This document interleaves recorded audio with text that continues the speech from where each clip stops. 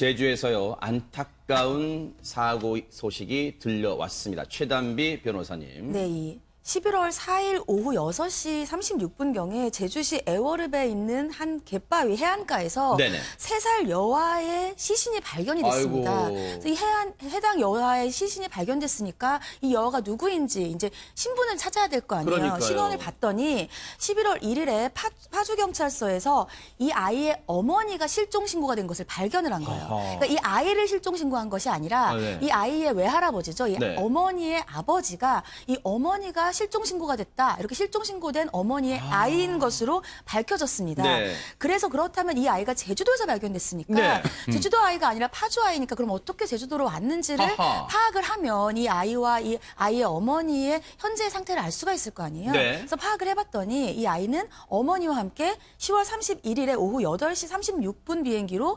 김포공항에서 제주도로 들어왔습니다. 제주도로 들어와서 택시를 타고 시내 모텔에 있는 특정 모텔이 아니고요. 모텔이 네. 쭉 있는 모텔에 있는 그 거리로 모텔가로, 이동한 것까지가 파악이 됐어요. 네네. 하지만 그 이후에 아직 어머니의 행방은 밝혀지지 않은 상태입니다. 허허.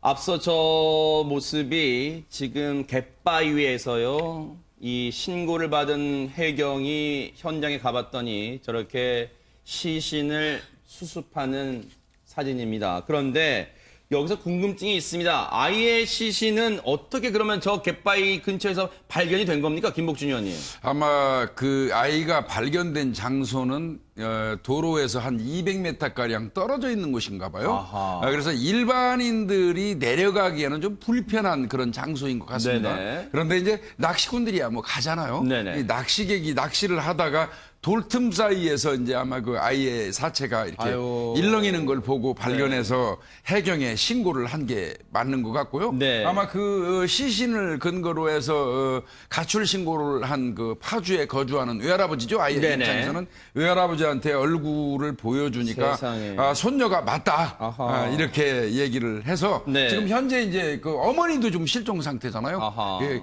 그래서 이 수사는 이원화돼 있는 것 같습니다. 어떻게요? 지금 아이가 발견돼서 그 해안가 쪽은 해안경찰청에서 관할하는 아. 그러니까 아마 아이의 이 사인을 좀 그 파악하기 위해서 오늘 오후 정도에 한 2시경에 한다고 그러는데 부검을 부검을. 아마 실시할 것 같고 그다음에 이제 이 어머니의 행방은 그 모텔촌에서 딱 끊겼잖아요. 아하. 그래서 아마 CCTV 여러 대로 동선 파악을 하고 네. 어머니의 행방을 찾는 거는 이제 이른바 해경이 아니고 육경이죠. 일반 아하. 이제 경찰관들이 네. 이렇게 나눠서 하는 것 같은데 네. 이거 제일 중요한 거는 아이의 이따 부검 결과가 제일 중요합니다. 왜요? 예, 아이가 사실상 익산지 네. 아니면 이제 아마 폐를 절개해가지고 네. 이 폐 속에 어떤 그 바닷물 성분이나 플랑크톤이 발견된다면 네. 익사할 거예요. 아. 근데 그렇지 않고 그런 그 흔적이 없다면 육지에서 살해돼가지고 유기됐을 수도 있거든요. 그래서 이제 그런 부분까지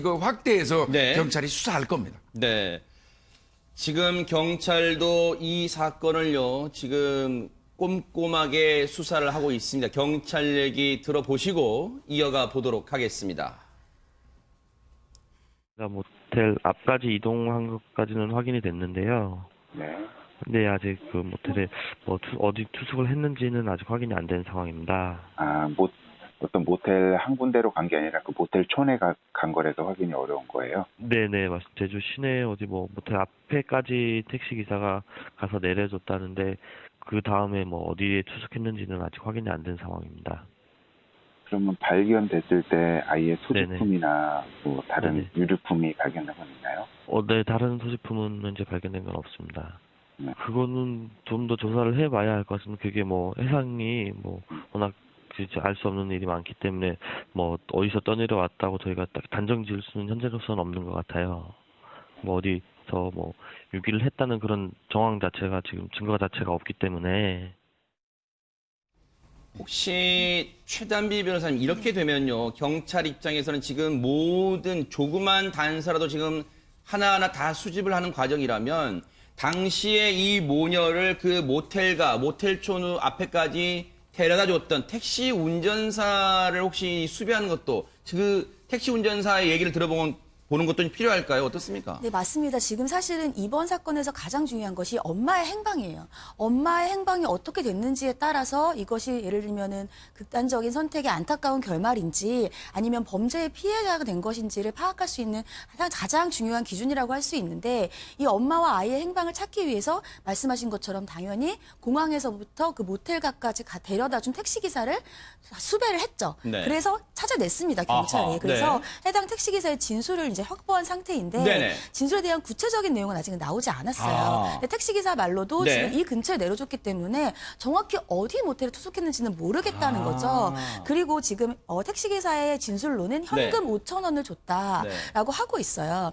그런데 보통은 최근에는 택시를 이용할 때 현금을 잘 사용하지 않습니다. 네. 카드를 많이 사용하는데 지금 경찰은 언제까지 이 모녀가 아니면 이 아이가 살아 있었는지를 파악하기 위해서는 어떠한 카드를 언제까지 썼고 이런 생활 반응이라고 하는 반응들을 찾아야 되는데 네. 지금 카드 사용 내역을 추적하고 있다고는 알려져 있어요. 근데 아마 저렇게 택시비도 현금으로 냈다고 했을 때에는 네. 이 엄마가 제주도에 내려와서 카드를 안 쓰려고 했다는 그러한 의지가 있을 수도 있고 그렇기 때문에 지금 경찰은 다각도로 보고 있고요. 또 마찬가지로 최근에 CCTV가 거리에도 많기 때문에 아까 김복준 위원님께서 설명하신 것처럼 어머니의 그 이후의 동선을 보려면 아하. 모텔가부터 시작해서 어디까지 이 CCTV로 연결이 됐는지를 아마 지금 파악 중에 있을 것으로 예상이 네. 됩니다.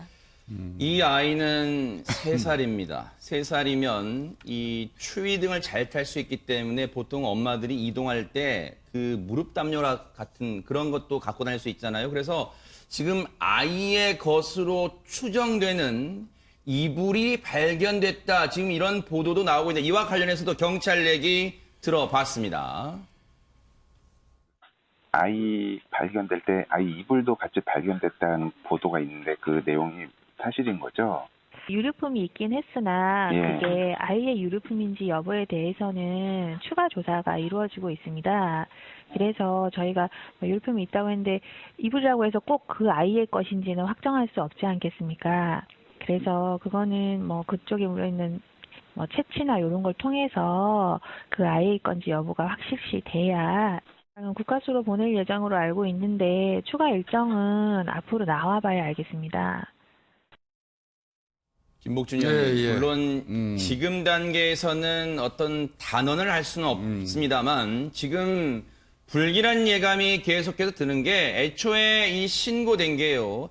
지난달 31일 그러니까 경찰이 동선을 거슬러 쭉 올라가 봤더니 지난달 31일 파주에 있는 집에서 이 모녀가 나와서 그날 오후에 저녁 김포공항에서 비행기로 제주도로 들어왔는데 그 이튿날 바로 이튿날 11월 1일 날 이 숨진 채 발견된 여자아이의 외할아버지 그러니까 지금 실종된 여성의 그 부친이 실종이 됐습니다. 집에 안 들어옵니다. 실종 신고를 했단 말이에요. 그러면 집에 알리지 않고 나왔다는 건 지금 드러나고 있잖아요. 지금 상황이. 그리고 네. 일반적으로 아마 이 여성분이 아이하고 같이 이 남편하고 살고 있지 않은 것 같습니다. 아하. 그래서 본인의 아버지죠. 어머니 아버지. 그러니까 이를테면 아이한테는 외할아버지 집에서 아하. 같이 기거를 했는데 네. 일반적으로 한번 생각해 보십시오.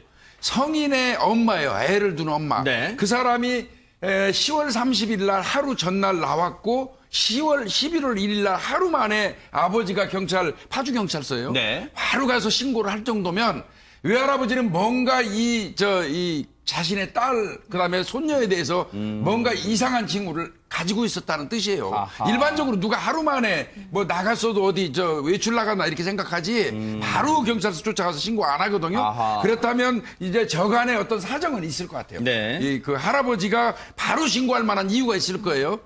그런 거하고 이제 종합적으로 좀 판단을 할 건데 네. 현재까지는 아까 최단비 변호사님 말씀하신 것처럼 카드 사용 내역이라든지 이런 게 일치 안 나온단 말이죠. 아하. 그러면 요즘에 카드 안 쓰는 사람들 없는데 네. 그 굉장히 좀 그 생존 반응이 없다는 얘기는 좀 불편한 어떤 느낌을 줄 수밖에 없어요. 네. 그런데 이제 일단 아이는 발견됐으니까 네. 아이 부검을 실시한 이후에 이 자타살 여부를 이제 먼저 따질 것 같고요. 네. 그다음에 이제 이불이 발견돼서 이불이 만약에 이 아이 거라면 적어도 아이를 감싸고 갔거나 그 인근에 같이 갔을 가능성은 있어요. 아하. 네, 저는 이제 그래서 그런 부분까지 이 종합적으로 아마 판단을 네. 할 거예요. 예. 지금 실종 상태인 지금 이 아이의 어머니라는 사람은요, 이 여성은 지금 동선을 확보하는데 경찰이 파악하는데 애를 먹을 수밖에 없는 게 앞서 말씀해 주신 대로 지금 카드 사용 등 그런 반응이 전혀 드러나지 않기 때문에